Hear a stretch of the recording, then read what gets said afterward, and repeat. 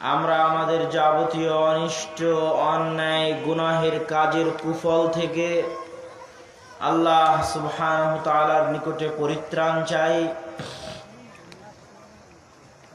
মান ইয়াহদিহিল্লাহ, আল্লাহ যাকে হেদায়েত দিতে চান, ফালা মুদিল্লা লাহু, তাকে পথ ভ্রষ্টকারী কেউ নেই। ওয়া মান ইউদ্লিলহু ফালা হাদিয়া লাহ, আর আল্লাহ যাকে হেদায়েত দিতে চান না, লা হাদিয়া লাহ, তাকে হেদায়েত দানকারী পৃথিবীতে কেউ নেই। আশহাদু আল্লা ইলাহা ইল্লাল্লাহ, আমি সাক্ষ্য দিচ্ছি, আমরা সাক্ষ্য দিচ্ছি আল্লাহ সুবহানাহু তাআলা ব্যতীত দাসত্বের যোগ্য, উপাসনার যোগ্য কোনো সত্তা নেই। ওয়াহদাহ, তিনি নামে গুণে কর্মে একক অদ্বিতীয়। লা শারীকা লাহ, তার কোনো শরীক বা অংশীদার নেই। ওয়া আশহাদু আন্না মুহাম্মাদান আবদুহু ওয়া রাসূলুহু, আমরা আরো সাক্ষ্য দিচ্ছি মুহাম্মদ সাল্লাল্লাহু আলাইহি ওয়াসাল্লাম আল্লাহ সুবহানাহু ওয়া তাআলার প্রেরিত রাসূল এবং তার বান্দা বা দাস। সম্মানিত উপস্থিতি, আজকে আল ইকরাম ফাউন্ডেশন কর্তৃক আয়োজিত ইসলামী সম্মেলনে বাদ মাগরিব আমার আলোচনার বিষয়বস্তু যুবক সমাজের নৈতিক চারিত্রিক অধঃপতন এবং পিতামাতা সহ আত্মীয় স্বজন সহ যুবক সহ সমাজের দায়িত্বশীল সহ দেশের দায়িত্বশীল সহ এই নৈতিক চারিত্রিক অধঃপতন থেকে মুক্তি হওয়া কিভাবে সম্ভব তাদের পক্ষে, সে বিষয়ে সংক্ষিপ্ত ও গুরুত্বপূর্ণ আলোচনা পেশ করার চেষ্টা করব ইনশাআল্লাহুল আজিজ। আপনাদের এখান থেকে আলোচনা শেষ করে আমাকে বাঞ্ছারামপুর ব্রাহ্মণবাড়িয়ার উদ্দেশ্যে রওনা দিতে হবে। এই জন্য আমি বেশি সময় যাবৎ আলোচনা করতেও পারবো না, যাতে তাদের প্রোগ্রামটা নষ্ট না হয়। রাসূল সাল্লাল্লাহু আলাইহি ওয়াসাল্লাম বলেন, আবু হুরায়রা রাদিয়াল্লাহু তাআলা আনহু থেকে বর্ণিত, তিনি বলেন রাসূল সাল্লাল্লাহু আলাইহি ওয়াসাল্লাম বলেন, সাবআতুন ইউদিল্লুহুমুল্লাহ ইয়াওমা লা দিল্লা ইল্লা দিল্লুহ, কঠিন কিয়ামতের মাঠে 7 শ্রেণীর মানুষকে আল্লাহ সুবহানাহু ওয়া তাআলা তার বিশেষ ছায়া দান করবেন। যে কঠিন দিনে লা জিল্লা ইল্লা জিল্লুহ, যে কঠিন দিনে আল্লাহর প্রদত্ত বিশেষ ছায়া ব্যতীত আর কোনো ছায়া থাকবে না, সেই দিনে আল্লাহ সুবহানাহু ওয়া তাআলা 7 শ্রেণীর মানুষকে তার বিশেষ ছায়া প্রদান করবেন। তার প্রথম শ্রেণী হচ্ছে ইমামুন আদিল, ন্যায়পরায়ণ শাসক। শাসক হওয়ার পরে ন্যায়পরায়ণতা করা অনেক কঠিন। শাসক হওয়ার পরে ইনসাফ করলে দুনিয়া চলে যেতে পারে, দুনিয়া হারিয়ে যেতে পারে, আর ইনসাফ না করলে পরকাল হারিয়ে যেতে পারে। এই জন্য রাসূল সাল্লাল্লাহু আলাইহি ওয়াসাল্লাম বলেছেন, যাকে 2 জনের দায়িত্বশীল করা হলো, যুবিহা বিগাইরি সিকিন, তাকে ছুরিবিহীন জবে করা হলো। ও যদি ইনসাফের ফয়সালা করে দুনিয়া হারাবে, আর ইনসাফের ফয়সালা না করে পরকাল হারাবে। এই ছুরিবিহীন জবেহকে রাসূল সাল্লাল্লাহু আলাইহি ওয়াসাল্লাম এভাবে ব্যাখ্যা করেছেন। এরকম রিস্কপূর্ণ সময়ে যেই শাসক দুনিয়া হারানোর ভয় থাকা সত্ত্বেও ইনসাফ প্রতিষ্ঠা করবে, আল্লাহর সন্তুষ্টির জন্য ওই শাসককে আল্লাহ সুবহানাহু ওয়া তাআলা কিয়ামতের মাঠে তার বিশেষ ছায়া দান করবেন। ইমামুন আদিল। 2, শাবুন নাশা ফি ইবাদাতিল্লাহ। ওই যুবক, যে যুবক তার যৌবনকালকে ব্যয় করবে, কাটাবে আল্লাহ সুবহানাহু ওয়া তাআলার দাসত্বে, আল্লাহ সুবহানাহু ওয়া তাআলার গোলামিতে। যুবক বয়স এমন এক বয়স, যেই বয়সে আল্লাহর দাসত্ব থেকে, আল্লাহ সুবহানাহু ওয়া তাআলার দাসত্ব না করার প্রতি উদ্বুদ্ধ করার জন্য, আল্লাহর আনুগত্য থেকে দূরে সরানোর জন্য পৃথিবীতে শত কোটি হাজারো অসংখ্য রাস্তা একটা যুবকের সামনে খোলা রয়েছে। অসংখ্য প্ররোচনা, অসংখ্য মাধ্যম, পথ পদ্ধতি একজন যুবকের সামনে খোলা রয়েছে। যেই পথ পদ্ধতি দিয়ে, যেই মাধ্যম দিয়ে, যেই প্ররোচনায় পা দিয়ে যুবক আল্লাহর আনুগত্য থেকে বের হয়ে যেতে পারে। একদিকে এত অসংখ্য প্ররোচনা, অসংখ্য পথ মাধ্যম যেটা দিয়ে আল্লাহর আনুগত্য থেকে বের হয়ে যাবে, অন্যদিকে যদি সে আল্লাহর আনুগত্য করে তাহলে তার জন্য অপেক্ষা করবে অসংখ্য পরীক্ষা, হাজারো মানুষের টিটকারি ঠাট্টা, বাপ মা, আত্মীয় স্বজন, পাড়া প্রতিবেশী, পরিবারের লাঞ্ছনা, অপমান, অপদস্থ, বাধা বিপত্তি, কষ্ট, দুঃখ, অত্যাচার, নির্যাতন তার জন্য অপেক্ষা করবে। একদিকে হাজারো সুখের পথ, আর একদিকে হাজারো দুঃখের পথ। এরকম কঠিন পরিস্থিতিতে যে যুবক নাশা ফি ইবাদাতিল্লাহ, আল্লাহর দাসত্বের রাস্তাকে বেছে নিতে পারে, হাসি মুখে সকল কষ্টকে বরণ করে নিতে পারে দাড়ি রাখার জন্য, দুনিয়ার সকল হারাম ইনকামের রাস্তাকে বর্জন করে দিতে পারে হালাল ইনকামের জন্য, টাকনুর নিচে কাপড় পরিধান করতে পারে দুনিয়ার সকল বাধা বিপত্তিকে উপেক্ষা করে আল্লাহর সন্তুষ্টির জন্য, মানুষের ঠাট্টা বিদ্রুপ হাসিকে উপেক্ষা করে, তামাশাকে উপেক্ষা করে, মুখে দাড়ি রেখে টাকনুর উপর কাপড় পরে হালাল রুজি ইনকাম করে নিজের লজ্জায় স্থান হেফাজত করে ঈমান বাঁচাতে চায় যে যুবক, কঠিন কিয়ামতের মাঠে ওই যুবককে আল্লাহ সুবহানাহু ওয়া তাআলার ওয়াদা অনুযায়ী তার বিশেষ ছায়া প্রদান করবেন ইনশাআল্লাহ।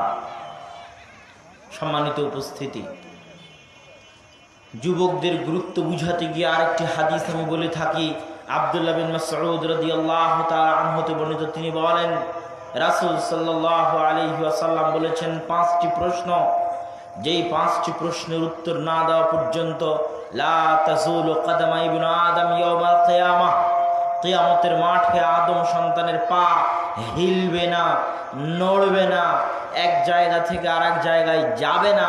লা তাজুলু কদমু ইবনে আদম, হিলবে না, নড়বে না আদম সন্তানের পা 5টি প্রশ্নের উত্তর না দেওয়া পর্যন্ত।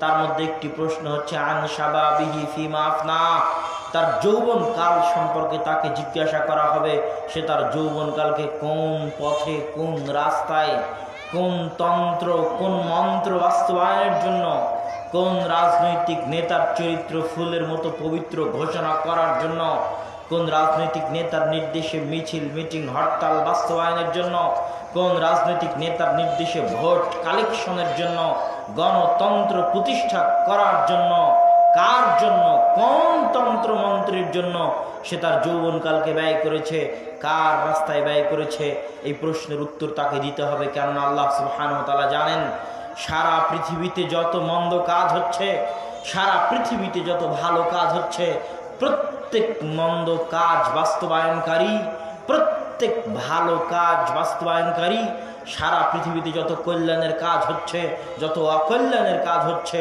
প্রত্যেক কল্যাণের কাজ বাস্তবায়নকারী, অকল্যাণের কাজ বাস্তবায়নকারী, সারা পৃথিবীতে দেশ ও জাতির যত উপকারী কাজ হচ্ছে, সারা পৃথিবীতে দেশ ও জাতির যত ধ্বংসাত্মক অন্যায় কাজ হচ্ছে, প্রত্যেক উপকারী ও ধ্বংসাত্মক অন্যায় কাজ বাস্তবায়নকারী কোনো শিশু নয়, কোনো বৃদ্ধ নয়, বরং যুবক। ভালো হোক মন্দ হোক, উপকারী হোক অপকারী হোক, কল্যাণকর হোক অকল্যাণকর হোক, ধ্বংসাত্মক হোক আর কল্যাণকর হোক, যে রকমেরই কাজ হোক না কেন, পৃথিবীতে ভালো মন্দের বাস্তবায়নকারী, কল্যাণ অকল্যাণের বাস্তবায়নকারী, উপকার অপকারের বাস্তবায়নকারী শিশুও নয়, বৃদ্ধও নয়, হচ্ছে যুবক। এটাই আল্লাহ সুবহানাহু ওয়া তাআলার পৃথিবী পরিচালনায় চিরন্তন নীতি। সুতরাং যুবকের যৌবনকালের গুরুত্ব ইসলামে সীমাহীন, অপরিসীম। সম্মানিত উপস্থিতি, শুধু ইসলামে নয়, দেশ এবং জাতির মৌলিক ভবিষ্যৎ হচ্ছে যুবক সমাজ। দেশ এবং জাতির মৌলিক ভবিষ্যৎ হচ্ছে দেশ ও জাতির তরুণ সমাজ। তারা যদি মাঠে মারা যায়, তারা যদি ধ্বংস হয়ে যায়, তারা যদি নষ্ট হয়ে যায়, তাহলে ওই জাতির ভবিষ্যৎ বলে আর কিছু নেই, অন্ধকারই অন্ধকার। আর যুবক এবং তরুণ সমাজ যদি রাস্তা ফিরে পায়, তাহলে ওই জাতির ভবিষ্যৎ আলোকোজ্জ্বল, স্বর্ণোজ্জ্বল, কল্যাণকর এবং ভালো। সম্মানিত উপস্থিতি, আমরা যুবক সমাজের গুরুত্ব সম্পর্কে দুইটা হাদিস আপনাদের সামনে অনুবাদ করলাম। এই দুইটা হাদিসকে সামনে রেখে আমাদের বর্তমান যুবক সমাজের যে অবস্থা, সেই অবস্থার আলোকে আমরা প্রথমত কয়েকটা জিনিস আমাদেরকে দেখতে হবে। সেটা হচ্ছে যে কি কি কারণে যুবক সমাজ নষ্ট হচ্ছে এবং সেই কারণগুলো থেকে বের হয়ে আসার রাস্তা কি হতে পারে। যেমন যুবক সমাজ নষ্ট হয়ে যাওয়ার একটা রাস্তা বলতে পারি বস্তুবাদী দুনিয়া। দুনিয়াতে যা চোখে দেখা যায় সেটাই বস্তু, আর যা চোখে দেখা যায় না সেটাই বস্তু নয়। এই মোবাইল চোখে দেখা যায়, এটা বস্তু।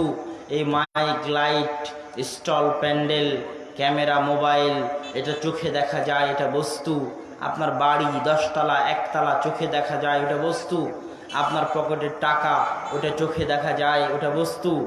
আপনার জমি 100 বিঘা 200 বিঘা চোখে দেখা যায়, ওটা বস্তু।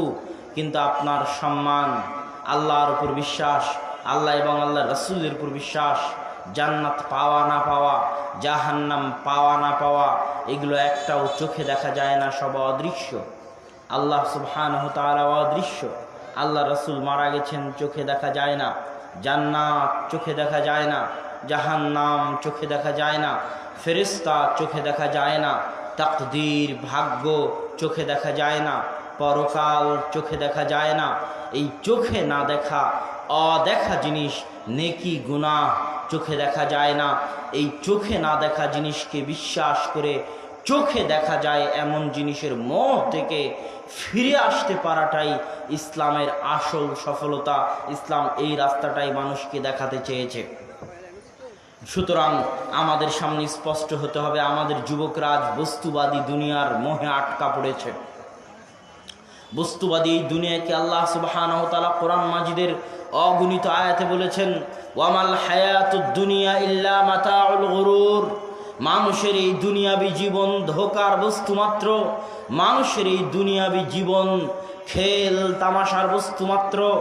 আজকে আমি রূপগঞ্জ নারায়ণগঞ্জ জামিয়া সালাফিয়া থেকে রওনা দিয়ে আপনার এখানে এসেছি। এই আসার পথে রাস্তায় কোথাও যদি আমি কোনো খেল তামাশা, কোনো ধোঁকাপূর্ণ বস্তুতে মত্ত হয়ে যেতাম, হয়তো কোথাও কোনো সাপের খেলা, কোনো জাদুর খেলা, কোনো কিছু দেখতে গিয়ে আমি রাস্তায় যদি ব্যস্ত হয়ে যেতাম, বা কোথাও খাবারে ব্যস্ত হয়ে যেতাম, আর আপনার এই প্রোগ্রামের কথা ভুলে যেতাম, তাহলে ওইটা আমার জন্য ধোঁকার জিনিস, ওইটা আমার জন্য খেল তামাশার জিনিস, আমাকে আমার আসল টার্গেট থেকে ভুলিয়ে রেখেছে। আল্লাহ সুবহানাহু ওয়া তাআলা মানুষকে সৃষ্টি করার পর থেকে নিয়ে, রূহের জগৎ থেকে নিয়ে, ওটাকে আরেকটু কাছে দিন, খুব মশা। আল্লাহ সুবহানাহু ওয়া তাআলা মানুষকে সৃষ্টি করার পর থেকে নিয়ে, রূহের জগৎ থেকে নিয়ে জান্নাত জাহান্নাম পর্যন্ত যে রাস্তা, রূহের জগৎ থেকে জান্নাত পর্যন্ত, রূহের জগৎ থেকে জাহান্নাম পর্যন্ত, এই রাস্তার আমি একজন পথিক মাত্র। আমার এই পথ চলা, আমার এই রাস্তায় চলার মাঝে সামান্যতম বিরতি হচ্ছে এই দুনিয়ার জীবন। আর এই দুনিয়ার জীবনের যত আরাম আয়েশ আছে, যত আনন্দ উল্লাসের মাধ্যম আছে, টাকা পয়সা উপার্জনের মাধ্যম আছে, ধন দৌলত তৈরি করার মাধ্যম আছে, বিলাসিতার মাধ্যম আছে, সবগুলো আমার জন্য মাতাউল গুরুর। ওয়ামাল হায়াতুদ দুনিয়া ইল্লা মাতাউল গুরুর। কোরআনে আল্লাহর দ্ব্যর্থহীন কণ্ঠে ঘোষণা যে দুনিয়ার পুরো জীবনটাই মাতাউল গুরুর, ধোঁকার জিনিস। পুরো জিনিস, পুরো দুনিয়াটাই খেল তামাশার জিনিস, মোহের জিনিস, মানুষকে জান্নাতের লক্ষ্য থেকে, মানুষকে জান্নাত জাহান্নামের দুইটার একটার লক্ষ্য থেকে মানুষকে ভুলিয়ে দিয়ে দুনিয়াতে ব্যস্ত করে দেয়। অথচ দুনিয়া রাস্তার মাঝে সামান্য বিরতি মাত্র, দুনিয়া রাস্তার মাঝে সামান্য থেমে থাকা মাত্র। এই থেমে থাকাকেই মানুষ স্থায়ী মনে করে নিয়েছে, এই বিরতিকেই মানুষ স্থায়ী মনে করে নিয়েছে, আর দুনিয়াতে যা কিছু পাচ্ছে ওইটাকে স্থায়ী মনে করে নিয়েছে। মানুষ ধোকায় পড়ে গেছে। অথচ এটা আসল সফলতা নয়। আসল সফলতা হচ্ছে ফামান যুহজিহা আনিন নার ওয়া উদখিলাল জান্নাহ ফাকাদ ফাজ।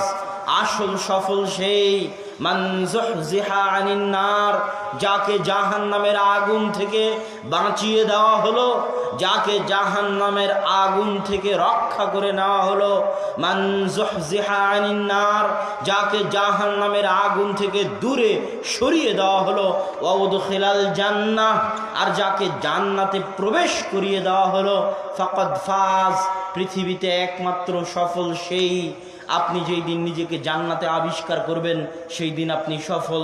আর যতক্ষণ নিজেকে জান্নাতে আবিষ্কার না করতেছেন ততক্ষণ এই দুনিয়া মাতাউল গুরুর, খেল তামাশা মাত্র। এই খেল তামাশার মোহে পড়ে পরকাল ভুলে গেলে আপনি ব্যর্থ, আপনি ব্যর্থ হবেনই হবেন। এটাই আল্লাহ সুবহানাহু ওয়া তাআলা বুঝাতে চেয়েছেন। যুবক সমাজ দুনিয়ার মোহ, দুনিয়ার লোভ লালসায় পড়ে জান্নাতের যে স্বাদ, জান্নাতের যে মজা, জান্নাতের এই স্বাদ এবং মজার চাহিদা থেকে, আগ্রহ থেকে তারা পিছে পড়ে গেছে। সাহাবীদের যুগে এরকমও সাহাবী ছিল যে মুখে খেজুর খাচ্ছে আর জান্নাতের কথা শুনে তার মনে হয়েছে সে আল্লাহর সাক্ষাৎ চায়, সে আল্লাহর সাক্ষাৎকে ভালোবাসে, সে আল্লাহর সাথে দেখা করতে চায়, সে আল্লাহর সাথে সাক্ষাৎ এবং দেখা হওয়াকে তার জান প্রাণের চাইতে ভালোবাসে। আল্লাহর সাথে দেখা হওয়া থেকে দেরি হওয়া এই দুনিয়ার মাধ্যম তার জন্য জেলখানার মতো, পিঞ্জিরার মতো। একটা মানুষকে জেলখানায় আবদ্ধ রাখলে যেমন ছটপট করে, এই দুনিয়ায় তার আত্মাটা তেমন ছটপট করে। কখনই জেলখানা থেকে মুক্ত হয়ে তার প্রতিপালক আল্লাহর সাথে সাক্ষাৎ করবে। এটা হচ্ছে রাজা ও লেখা ইল্লাহ, আল্লাহর সাক্ষাতের জন্য মুমিনের হৃদয়ের তাড়না, মুমিনের হৃদয়ের তাড়াপ আল্লাহর সাক্ষাতের জন্য, যে যেন দুনিয়া তার কাছে জেলখানার মতো। নিঃশ্বাস যেন বন্ধ হয়ে আসছে দুনিয়ার এই খেলতামাশায়, দুনিয়ার এই মোহে, দুনিয়ার এই চাকচিক্যে যেন তার নিঃশ্বাস বন্ধ হয়ে আসতেছে, যেন সে জেলখানার মধ্যে আছে। সে দুনিয়ার এই দাসত্ব থেকে, দুনিয়ার এই জেলখানা থেকে মুক্ত হয়ে তার প্রতিপালক, তার সৃষ্টিকর্তা আল্লাহর সাথে সাক্ষাৎ করতে চায়, আল্লাহর সাথে দেখা করতে চায়। এটার কথাই ওই সাহাবীর ক্ষেত্রে বলা হয়েছে যে খেজুর খাওয়ার দেরিটুকু তার সহ্য হয়নি। খেজুর খাওয়ার এই দেরিটুকু, এই জেলখানায় বন্দি থাকা তার পক্ষে সম্ভব হয়নি। সে খেজুর ফেলে দিয়ে দৌড়ে চলে গেছে জিহাদের মাঠে, যুদ্ধ করে শহীদ হয়ে গেছে। কেননা সে আল্লাহর সাক্ষাৎ প্রার্থী, আল্লাহর লেকা, আল্লাহর সাক্ষাৎকে সে ভালোবাসে। সম্মানিত যুবক সমাজ, সম্মানিত তরুণ সমাজ, দুনিয়ার এই মোহ, দুনিয়ার এই লোভ লালসা, দুনিয়ার এই চাকচিক্য যে ধোঁকা, এই ধোঁকাকে ফেলে দিয়ে আল্লাহর ভালোবাসায়, আল্লাহর সাক্ষাতের নেশায় সময় ব্যয় করাই হচ্ছে আসল সফলতা, আসল স্বাধীনতা। আমি আমার বহু বক্তব্যে বলেছি যে আজকের পৃথিবীর, এবছরের প্রায় সব বক্তব্যে বলেছি যে বর্তমান পৃথিবীর, বর্তমান সমাজের অধিকাংশ মানুষ কোনো না কোনো কিছুর দাস, গোলাম, কৃতদাস। যে মানুষটা বিড়ি সিগারেট খায় এবং বিড়ি সিগারেট না খেলে তার ঘুম হয় না, বিড়ি সিগারেট না খেলে সে টিকতে পারে না, বিড়ি সিগারেট না খেলে তার নিঃশ্বাস বন্ধ হয়ে আসে, তার দম বন্ধ হয়ে আসে, সে হচ্ছে এই বিড়ি সিগারেটের কেনা গোলাম এবং দাস, কৃতদাস। সে বোঝে না যে সে দাসত্বের জীবন যাপন করতেছে। যে সমস্ত রিহ্যাবিলিটেশনগুলো আছে, যারা মাদকাসক্ত ব্যক্তিদের পুনর্বাসন করে, তাদের কাছে যাবেন। যে মাদকাসক্ত ব্যক্তিদের যে পুনর্বাসন কেন্দ্রগুলো আছে, ওই পুনর্বাসন কেন্দ্রগুলোতে যাবেন। যারা মাদকাসক্ত, জুয়ায় আসক্ত, বিড়ি সিগারেটে আসক্ত, ইয়াবাতে আসক্ত, এরা এক প্রকার দাসত্বের জীবন যাপন করে।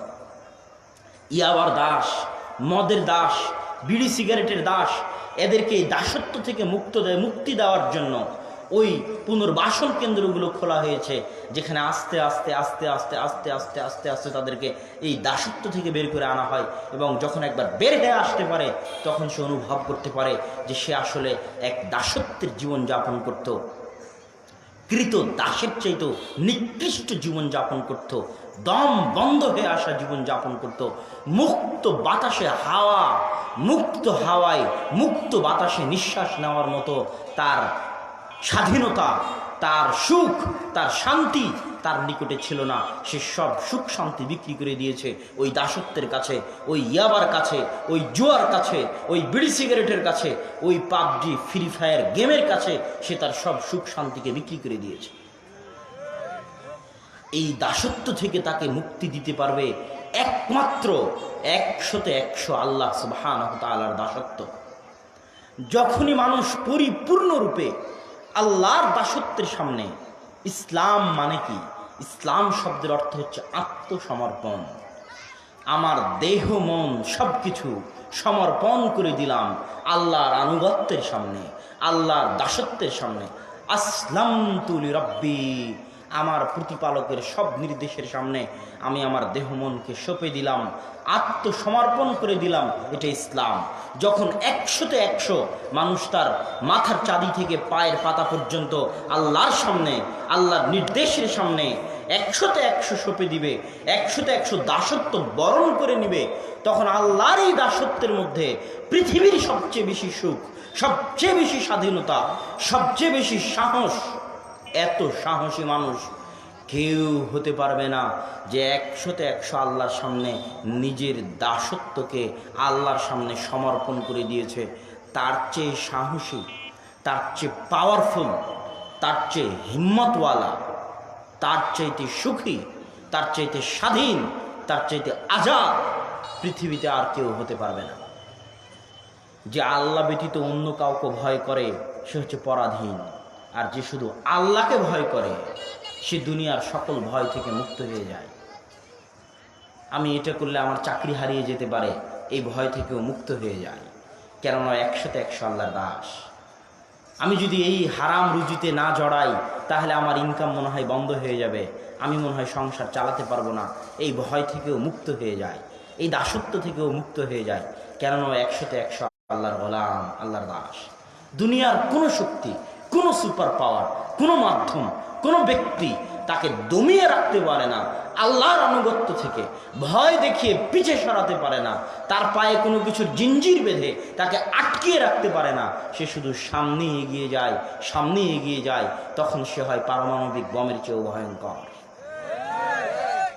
খালিদ বিন ওয়ালিদ, আমর ইবনুল আস, আবু বকর, ওমর, উসমান, আলী, তাদেরকে আল্লাহ রাসূল কোনো জাদুর চাবি দিয়ে যাননি, কোনো জাদুর তরবারি দিয়ে যাননি, যেই তরবারি ঘুরালে রোমান আর পারস্য সাম্রাজ্যের পতন হবে, এরকম কোনো জাদুর চাবি তাদের কাছে ছিল না। তাদের কাছে আল্লাহ রাসূল 23 বছরের জীবনে দিয়ে গেছিলেন 100% আল্লাহর দাসত্ব। তখন আবু বকর কোনোদিন তার ক্ষমতার পরোয়া করেনি, ক্ষমতার দাসত্ব করেনি। আরে এত মানুষ জাকাত অস্বীকার করতেছে, একটু কম্প্রোমাইজ করে তাদের সাথে মিটিং দিয়ে কিভাবে ক্ষমতা টিকানো যায়, মিটিং দিয়ে তাদের দাবিও হালকা মেনে নেই, আমাদের দাবিও হালকা মেনে নিয়ে একটা কম্প্রোমাইজের রাস্তা অবলম্বন করে ক্ষমতা টিকিয়ে রাখি। এই কম্প্রোমাইজের রাস্তা আবু বকর অবলম্বন করেনি, কেন আবু বকরকে আল্লাহ রাসূল ক্ষমতার দাসত্ব শিখায়নি। আল্লাহ রাসূল শিখিয়েছে, আবু বকর তোর ক্ষমতা থাকার যা দাসত্ব হবে আল্লাহর। তখন আবু বকর রাদিয়াল্লাহু তাআলা আনহু দুনিয়ার সব দাসত্ব থেকে মুক্ত, কোনো পরোয়া নাই, লাপরোয়া, সবচেয়ে সাহসী, সবচেয়ে বড় বীর। থাকবে না যাবে, কে কি বলবে, মানুষ কি বলবে, দুনিয়ার মানুষ কি বলবে, আর কি হবে আমার ক্ষমতার ভাগ্যে, এই পরোয়াগুলো থেকে, এই চিন্তাগুলো থেকে তারা মুক্ত হয়ে গেছিলেন। কেননা তারা 100% আল্লাহর সামনে নিজেদের দাসত্বকে সঁপে দিয়েছিলেন। তখন বলে দিয়েছেন, শোনো, লাউ মানাউনি কালান ইউআদ্দুনাহু ইলা রাসূলিল্লাহ, যারা আজকে যাকাত দিচ্ছে না, ওদের বিরুদ্ধে তো যুদ্ধ করবই করব। আল্লাহর রাসূলের যুগে উট জাকাত হিসেবে দিতে এসে উটের সাথে উটের দড়ি দিয়েছে, আর আজ আমি আবু বকর আমার যুগে উট দিবে, উটের দড়ি দিবে না। আল্লাহ রাসূলের যুগে খেজুর দিতে এসে খেজুরের সাথে খেজুরের বস্তা দিয়ে চলে গেছে, আর আমি আবু বকর আমার যুগে খেজুর দিবে, খেজুরের বস্তা দিবে না।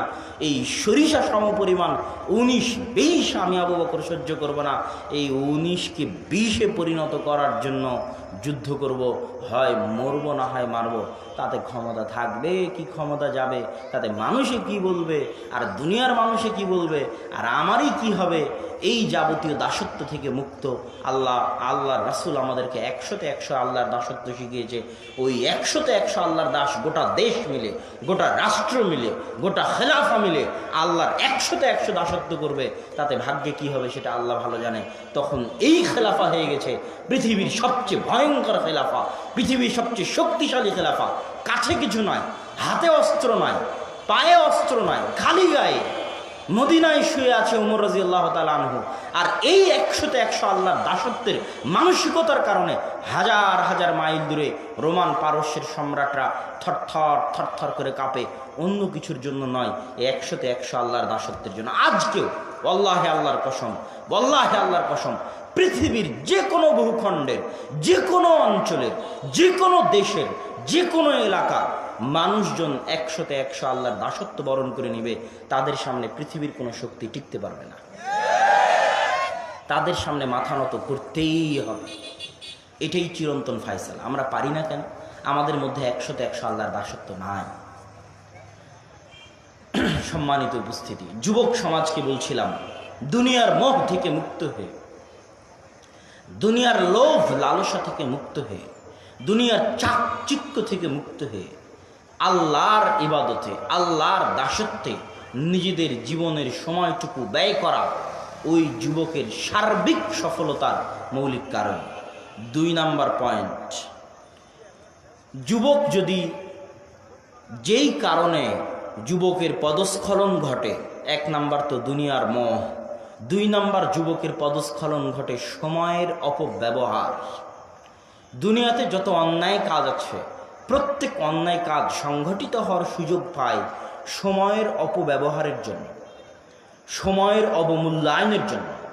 ওই কাজটুকুতে, ওই অন্যায় কাজটুকুতে আমি যে সময়টুকু লাগাচ্ছি, এই সময়টা সময়কে নষ্ট করা, এই সময়টা সময়কে অপব্যবহার করা। এই জন্য যুবক যদি বাঁচতে চায়, তাহলে তাকে সময়ের গুরুত্ব এবং মূল্য বুঝতে হবে, যে সময় কি জিনিস। আমরা আজকে এই মাঠে বসে আছি, দারুল আল ইকরাম ফাউন্ডেশনের এই মাঠে। আমরা কিন্তু আসলে এই মাঠে নাই, আমরা কিন্তু আসলে মাগরিব থেকে ঈশার মধ্যে একটা সময় যেটা অতিবাহিত হচ্ছে, আমরা মূলত ওই সময়টার মধ্যে আছি। এখন এই সময় আমি এখানেও থাকতে পারি, আর একদিন কালকে ফেনীতে ছিলাম, এখন বাঞ্ছারামপুর যাব। আমরা নির্দিষ্ট জায়গায় বসবাস করি না, আমাদের এই চলা থাকা যাওয়াটা একটা সময়ের মধ্যে। আমি যদি এখানে ঈশার পরে আসতাম, তাহলে আমার বক্তব্য হতো না। আমি যদি এখানে 11টায় আসতাম, তাহলে আমার বক্তব্য হতো না। জায়গায় তো ঠিকই আসলাম, কালকে আসতাম বক্তব্য হতো না, আগামীকাল আসতাম বক্তব্য হতো না, জায়গায় তো ঠিকই আসলাম, বক্তব্য হলো না কেন? বক্তব্যটা আসলে একটা সময়ের মধ্যে আয়োজন করা হয়েছিল। মানুষের আসল জীবন তাকে প্রদত্ত সময়। মানুষের পুরো জীবনের অপর নাম হচ্ছে তার সময়। সকাল থেকে সন্ধ্যায় সূর্য উঠছে ডুবছে, উঠছে ডুবছে, এই যে সময়, পৃথিবী সৃষ্টির পর থেকে নিয়ে সময় যে অতিবাহিত হতেই আছে, হতেই আছে, হতেই আছে। মহাকালের গর্ভে সময় যে হারিয়ে যাচ্ছে, এটাই পৃথিবীকে ধাক্কা দিয়ে এগিয়ে নিয়ে যাচ্ছে ধ্বংসের দিকে। পৃথিবী ধ্বংস হবেই, কেননা সময়ের শেষ আছে। সময়ের শেষ যখন আছে, তখন এই পৃথিবী ধ্বংস হবে, ধ্বংসের দিকে এগিয়ে যাচ্ছে। আর পৃথিবীর যে মাটি, জমি, জায়গা, এটা হচ্ছে থাকার একটা মাধ্যম মাত্র। মক্কা ইব্রাহিম আলাইসাল্লামের যুগেও ছিল, আল্লাহ রাসূলের যুগেও ছিল, আমাদের যুগেও আছে। ইব্রাহিম আলাইসাল্লাম নাই কেন? মুহাম্মদ সাল্লাল্লাহু আলাইহি ওয়াসাল্লাম নাই কেন? তাদের সময়টা পার হয়ে গেছে। আমরাও একদিন থাকবো না, যখন আমাদের সময় পার হয়ে যাবে। আবার নতুন প্রজন্ম আসবে, তাদের সময় পার হয়ে যাবে, তারাও চলে যাবে। তাহলে মানুষ মূলত বসবাস করে সময়ের মধ্যে। ওয়াল আসর ইন্নাল ইনসানা লাফি খুসর, সময়ের শপথ, প্রত্যেকটা মানুষ সময় নিয়ে ক্ষতির মধ্যে নিমজ্জিত আছে। ধ্বংসের মধ্যে নিমজ্জিত আছে। দুনিয়ার কোনো মানুষ সঠিকভাবে সময়কে মূল্যায়ন করা জানে না। কেউ সঠিকভাবে সময়কে দাম দেওয়া জানে না। কারা ব্যতীত? ইল্লাল্লাযীনা আমানু, যারা ঈমান আনয়ন করে তারা ব্যতীত, ওয়া আমিলুস সালিহাত, যারা সৎ কাজ করে তারা ব্যতীত, ওয়া তাওয়াসাউ বিল হাক্কি ওয়া তাওয়াসাউ বিস সবর, যারা সত্যের আদেশ দেয় পরস্পরকে তারা ব্যতীত, যারা পরস্পরকে ধৈর্যের আদেশ দেয় তারা ব্যতীত। এই আয়াত আর একটা হাদিস শোনেন।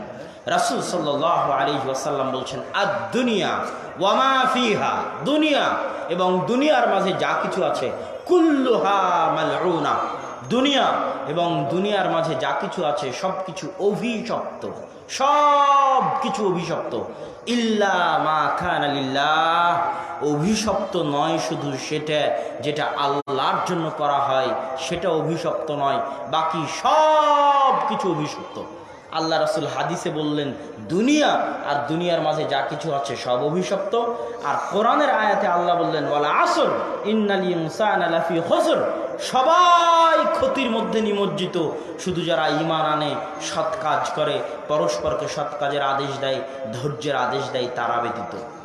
তাহলে আমাদের ব্যবসা বাণিজ্য দুনিয়াবি কাজ এগুলোও কি ক্ষতি? এগুলোও কি অভিশপ্ত?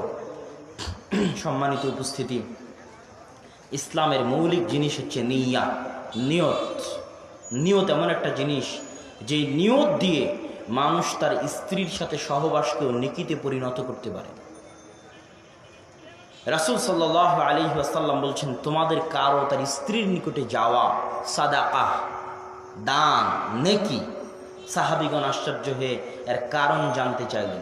রাসূল সাল্লাল্লাহু আলাইহি ওয়াসাল্লাম উত্তরে যা বললেন তার সারমর্ম হচ্ছে, তোমাদের প্রতিপালক এত অদয়ালু, অমেহেরবান, অকরুণাময় নন, এত করুণাহীন, মেহেরবানহীন, দয়াবিহীন নন যে যেই কাজ হারাম পন্থায় করলে তিনি গুনাহ দিবেন, ওই কাজ মানুষ হালাল পন্থায় করলে আল্লাহর দয়ার এত অভাব হয়নি যে আল্লাহ নেকি দিবেন না।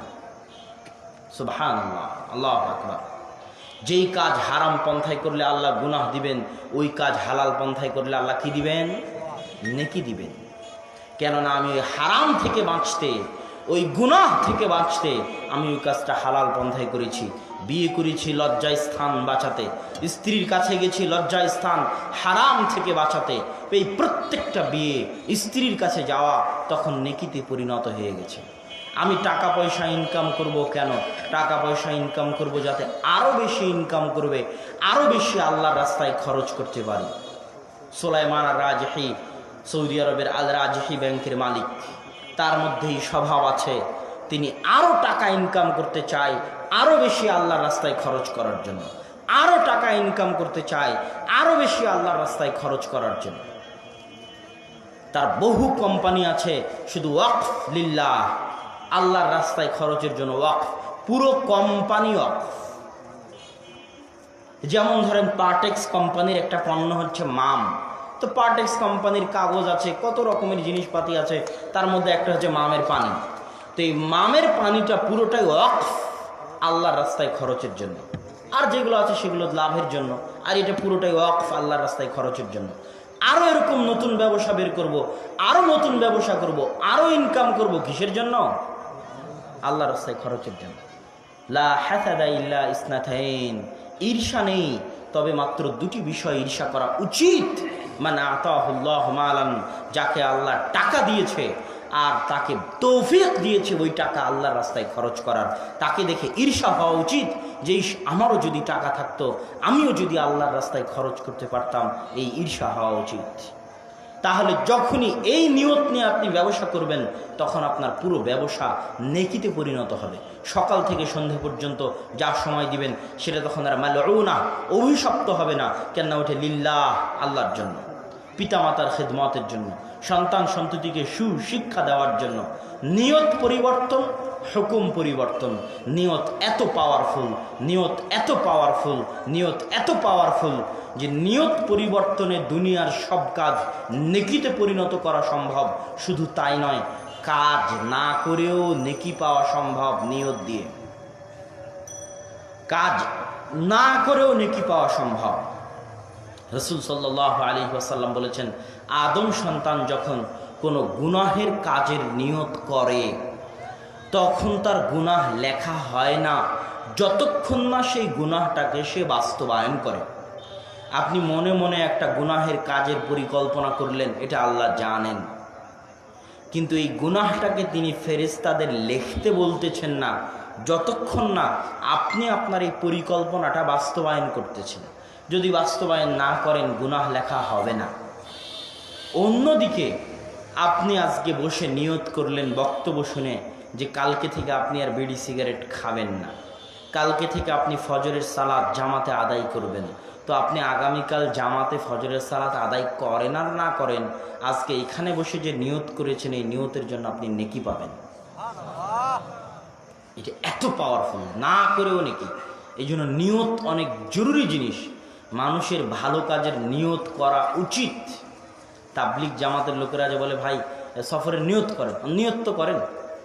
এই জিনিসটা অনেক বড় একটা পয়েন্ট, যে যখন মানুষ ইচ্ছা করে, যেমন ফজরের সালাতে ঘুম থেকে উঠার ক্ষেত্রে একটা জিনিস পরীক্ষা করে দেখবেন, আপনি যদি 100-তে 100 আন্তরিকভাবে এই নিয়ত করে ঘুমান যে আপনি ফজরে উঠবেন, উঠে সালাত আদায় করবেন, তাহলে তখন আপনার ঘুম ভেঙে যাবে।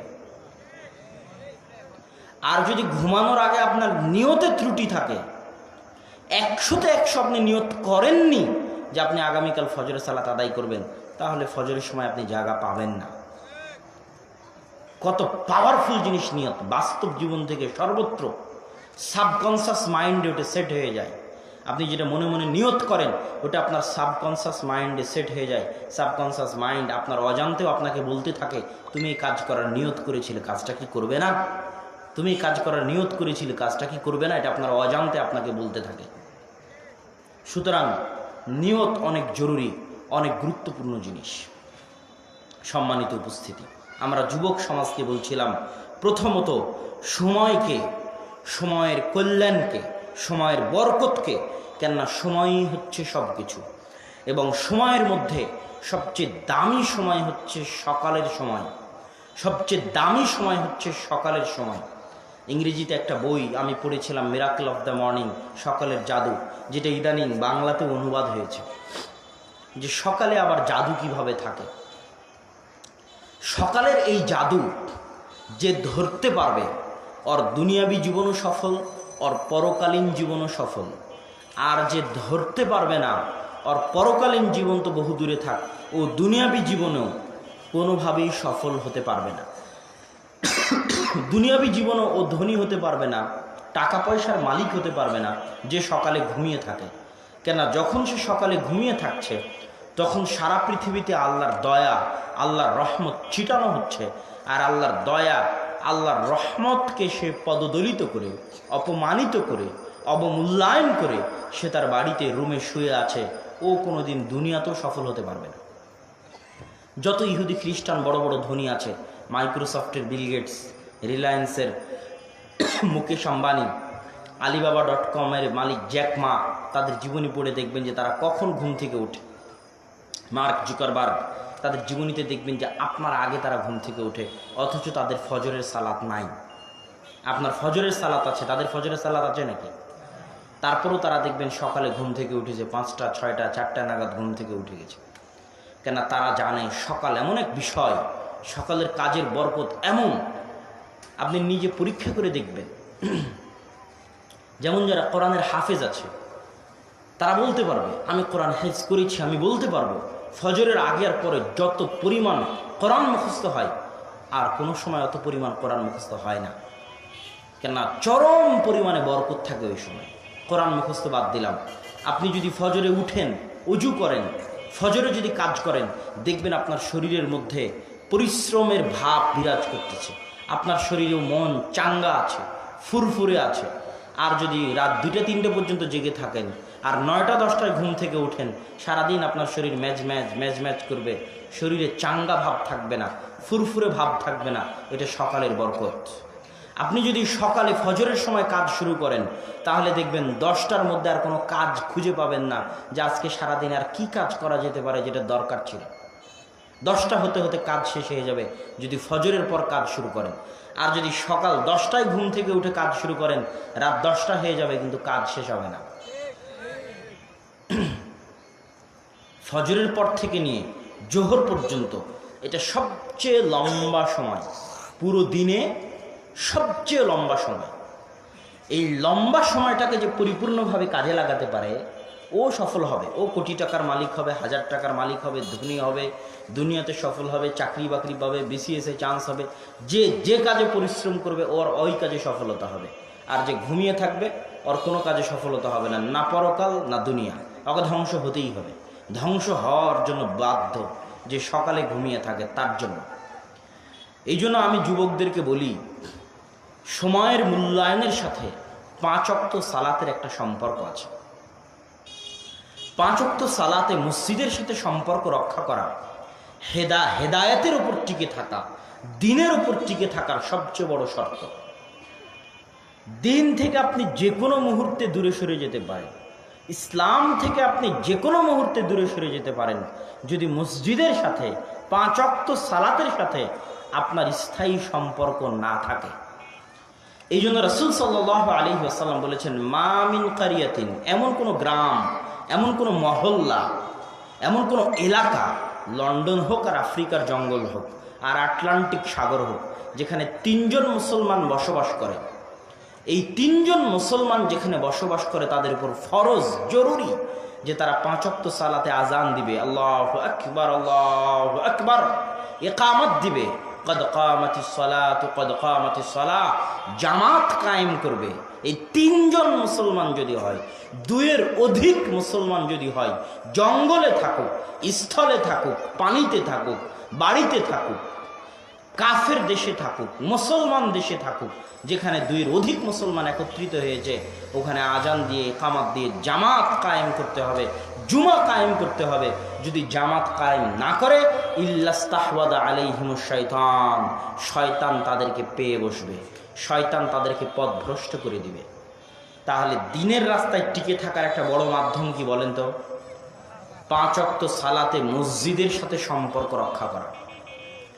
মসজিদের সাথে সম্পর্ক না থাকলে, 5 ওয়াক্ত সালাতের মসজিদের সাথে সম্পর্ক না থাকলে পথভ্রষ্ট হয়ে যাবেন, ঈমান টিকাতে পারবেন না। বলছিলাম এই 5 ওয়াক্ত সালাতের সাথে সময়ের একটা গভীর সম্পর্ক আছে। গভীর সম্পর্ক কি? যে নিয়মিত 5 ওয়াক্ত সালাত আদায় করে এবং 5 ওয়াক্ত সালাত ভিত্তিক তার জীবন পরিচালনা করে, ওর জীবন সবচেয়ে সুশৃঙ্খল, ওর জীবন সবচেয়ে সাজানো গুছানো, ওর জীবন সবচেয়ে পরিপাটি, ওর কাজ সবচেয়ে গোছালো, ওর জীবন সবচেয়ে গোছালো, ওর সময় সবচেয়ে বরকতমণ্ডিত। দুনিয়াতে আর এমন কোনো মাধ্যম নাই যেই মাধ্যম দিয়ে মানুষ তার 24 ঘন্টাকে সাজানো গোছানো করে কাটাতে পারে, পরিকল্পনা মাফিক কাটাতে পারে, সুচারুরূপে পরিপাটি করে কাটাতে পারে, টাইম ম্যানেজমেন্ট করে কাটাতে পারে।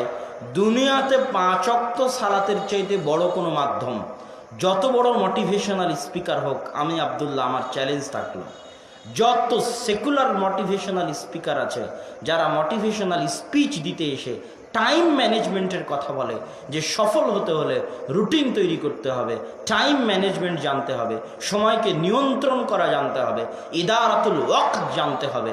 টাইম ম্যানেজমেন্টের জন্য দুনিয়াতে যত পথ পদ্ধতি আছে, যত সিস্টেম আছে, যত মাধ্যম আছে, সেটা মোবাইলে অ্যালার্ম দেওয়া হোক, রুটিন তৈরি করা হোক, যা কিছু হোক, 5 ওয়াক্ত সালাতের চাইতে বড় কোনো মাধ্যম দুনিয়াতে কেউ দিতে পারবে না, যে 5 ওয়াক্ত সালাত দিয়ে মানুষ তার 24 ঘন্টাকে সবচেয়ে সুন্দর, সবচেয়ে সাজানো গোছানো, সবচেয়ে সুচারুরূপে, সবচেয়ে পরিপাটি আকারে, সবচেয়ে পরিকল্পিতভাবে ব্যয় করতে পারে, বাস্তবায়ন করতে পারে।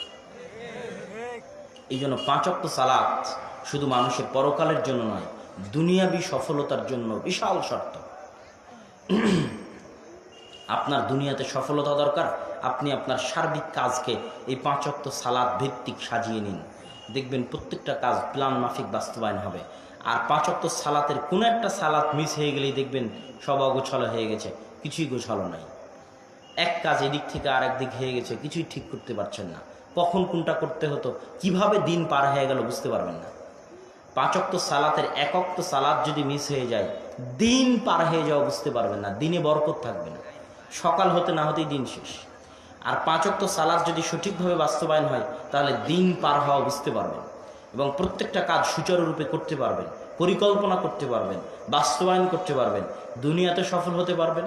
ব্যবসা করেন, বাণিজ্য করেন, পড়াশোনা করেন, চাকরির দরকার, যেটার দরকার, দুনিয়াতে সফল হতে পারবেন, পরকালে মুক্তি পেতে পারবেন। যুবক সমাজের প্রতি তাই আমার আকুল আহ্বান যে আমাদের যে অধঃপতন আছে যুবক সমাজের, এই অধঃপতের মূল কারণ হচ্ছে সময়কে নষ্ট করা। আর এই সময় নষ্ট থেকে বাঁচতে হলে আমাদেরকে সময়কে কাজে লাগাতে হবে। এবং যখনই কোনো জাতির পুরোটা সময় নষ্টে ব্যস্ত হয়ে যায়, তখন ওই জাতির ভবিষ্যৎ বলে আর কিছু থাকে না। দুনিয়াতে আপনার কাছে সময় নষ্ট করার সব মাধ্যম ইহুদি খ্রিস্টানরা দিয়ে রেখেছে। আপনার হাতের ফেসবুক থেকে শুরু করে, পাবজি, ফ্রি ফায়ার গেম থেকে শুরু করে, ওই খেলা থেকে শুরু করে, আইপিএল, বিপিএল, ক্রিকেট, ফুটবল, বিশ্বকাপ থেকে শুরু করে, ওগুলোর জুয়া থেকে শুরু করে, এমন কোনো সিস্টেম, মাধ্যম নাই সময় নষ্ট করার, যেটা আপনার সময়কে নষ্ট করবে না। সময় নষ্ট করার জন্য চারিদিক থেকে আপনাকে ঘিরে আছে। যেটাই করতে যাবেন সময় নষ্ট, যেটাই করতে যাবেন সময় নষ্ট। সময় নষ্ট থেকে বেঁচে সময়কে কাজে লাগানো বর্তমান দুনিয়াতে সবচেয়ে বড় রিস্কের কাজ, সবচেয়ে বড় কঠিন কাজ। এই জন্য সময় নষ্ট থেকে বাঁচতে হলে মোবাইলের ব্যবহারকে সীমিত করতে হবে। ঘুমানোর আগে মেসেজ চেক করা, ঘুমানোর আগে মোবাইল চেক করা, আবার ঘুম থেকে উঠেই মোবাইল চেক করা, মোবাইলের মেসেজ চেক করা, এই অভ্যাস আপনার দিনের পরিকল্পনা তৈরি করতে দিবে না। কিভাবে দিন পার হয়ে যাবে আপনি বুঝতে পারবেন না।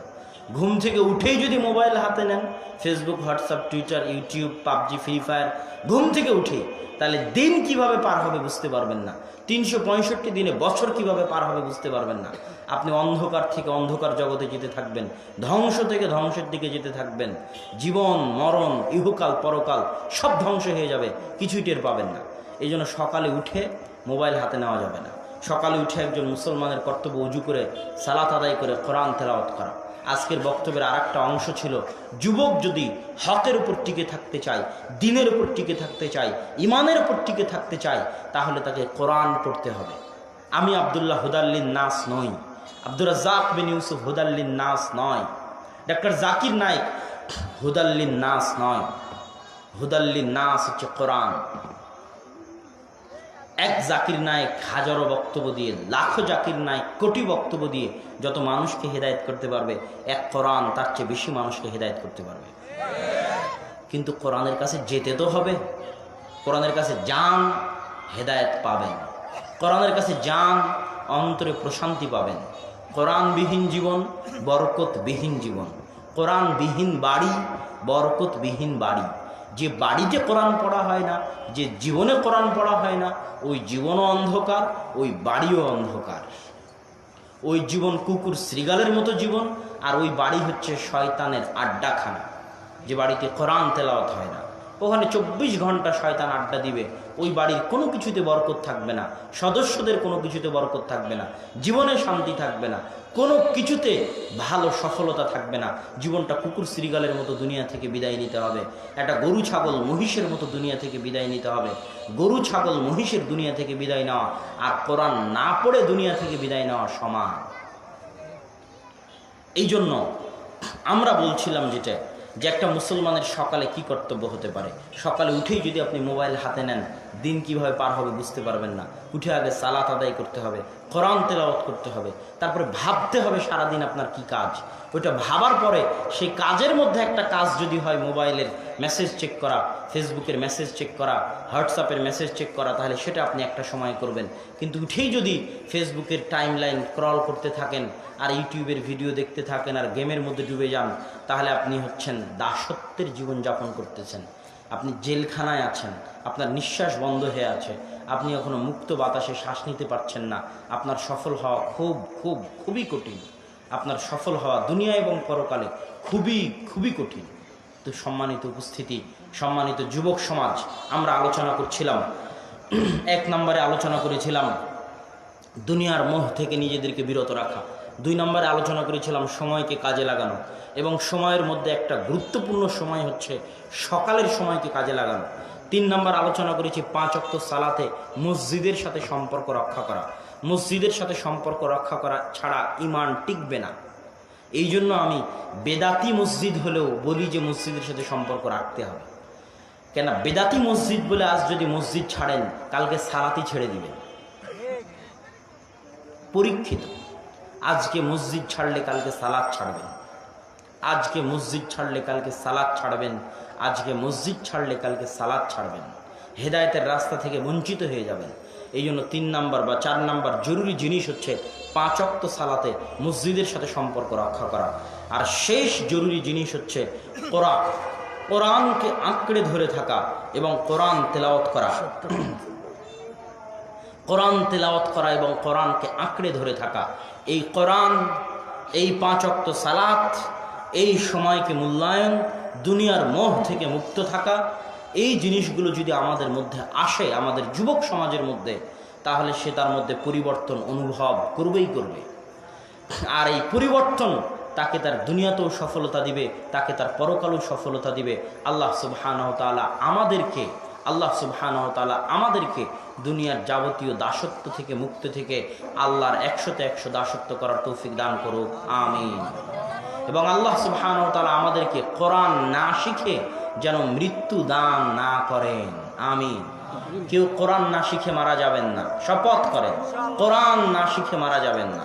এবং মুসলমানের কোনো সন্তান যেন কোরআন না শিখে বড় না হয়, এটাও দায়িত্ব আপনাদের। আল্লাহ যেন কাউকে কোরআন না শিখে বড় না করে, আর কোরআন না শিখে দুনিয়া থেকে বিদায় না করে, আল্লাহুম্মা আমিন। কোরআন পড়তে পড়তে ঈমানের উপর আল্লাহ সুবহানাহু ওয়া তাআলা যেন আমাদের দুনিয়া থেকে উঠিয়ে নেন।